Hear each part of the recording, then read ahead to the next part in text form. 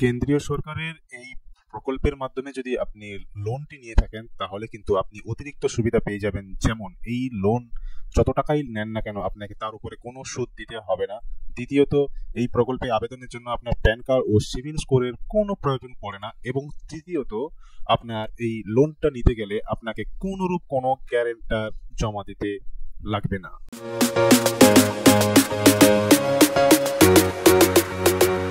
তো বন্ধুগণ, আজকে এইরকম একটি নতুন প্রকল্পের খবর আমি আপনাদের সামনে নিয়ে চলে এসেছি, যেটা কেন্দ্রীয় সরকারের তৈরি হয়েছে পিএম স্বনিধি প্রকল্প।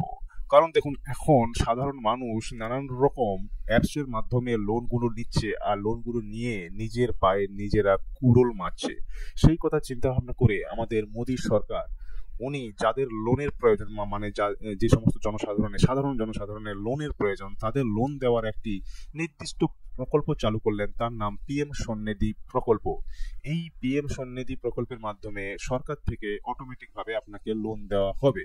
তো চলুন বন্ধুগণ, এই স্বনিধি প্রকল্পটা কি এবং এর মাধ্যমে আমাদের সাধারণ মানুষরা লোন নিতে গেলে কি কি সুবিধা পাবেন বা কারা এই লোনটি পাবে। দেখুন, এটি আপডেটেড খবর 11 মার্চ 2024-এ। দেখুন, পিএম স্বনিধি একটি ওয়েবসাইট আছে। এই ওয়েবসাইটে গিয়ে যে ব্যক্তি লোন নিতে ইচ্ছুক তাকে আবেদন করতে হবে, অর্থাৎ রেজিস্টার করতে হবে। তো বন্ধুগণ, বিশদভাবে যদি জানতে চাই তাহলে সাধারণ জনগণের চটজলদি টাকার যখন প্রয়োজন হয় তখন বিভিন্ন বেআইনি অ্যাপের চক্করে পড়ে বিভিন্ন রকম বিপদ ডেকে আনে। এই সমস্যা সমাধানের জন্য কেন্দ্রীয় সরকার পিএম স্বনিধি প্রকল্পটি লঞ্চ করেছেন। এই প্রকল্পের আওতায় লোন পাওয়া যাবে খুবই সহজে। তাছাড়া এই প্রকল্প থেকে লোন নিলে পাওয়া যাবে বিভিন্ন রকম বেনিফিট। এক নজরে দেখবো আমরা যে কি এই প্রকল্পের আওতায় পাওয়া যাবে এবং কিভাবে সেগুলি আবেদন করবেন। তো দেখুন, সর্বপ্রথম কারা এই লোনের জন্য আবেদন করতে পারবেন। তো যে সমস্ত ব্যবসায়ীরা রাস্তায় বসে বা রাস্তায় ঘুরে ঘুরে ব্যবসা করেন, তারাই এই লোনের জন্য একমাত্র আবেদন করতে পারবেন। তো এই পিএম স্বনিধি প্রকল্পে আবেদন করবেন কিভাবে? এই প্রকল্পের আওতায় খুব সহজে 10,000 টাকা থেকে 50,000 টাকা পর্যন্ত আপনি লোন পেতে পারেন। লোনের জন্য আবেদন করতে গেলে আপনাকে গুগলে গিয়ে সার্চ করতে হবে পিএম স্বনিধি। এরপর অফিসিয়াল ওয়েবসাইটে গিয়ে আপনাকে আপনার মোবাইল নাম্বার এবং আধার কার্ডের মাধ্যমে লগ ইন করে নিতে হবে। তারপর আপনার সামনে প্রকল্পটির পুরো ফর্ম একটি চলে আসবে।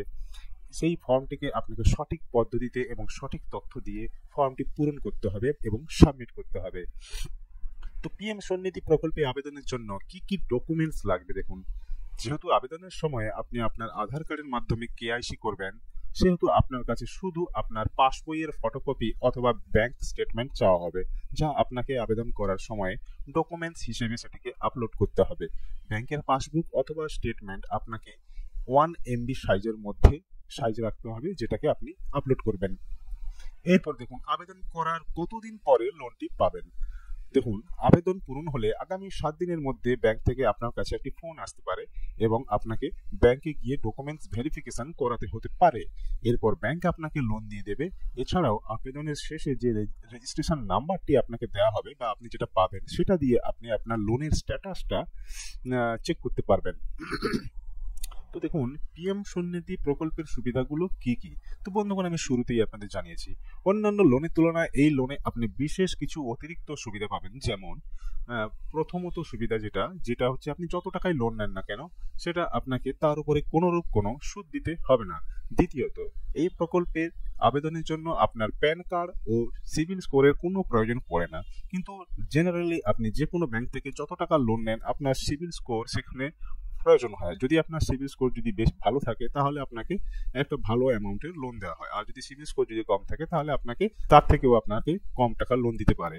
তো এই স্কিমের ক্ষেত্রে ওই রকম সিভিল স্কোরের কোনো প্রয়োজন পড়ে না। এবং তার থেকে সবচেয়ে বড় ব্যাপার যেটা হলো, এই প্রকল্পের মাধ্যমে লোন নিতে গেলে যেটা হচ্ছে, আপনাকে কোনো গ্যারান্টার লাগবে না।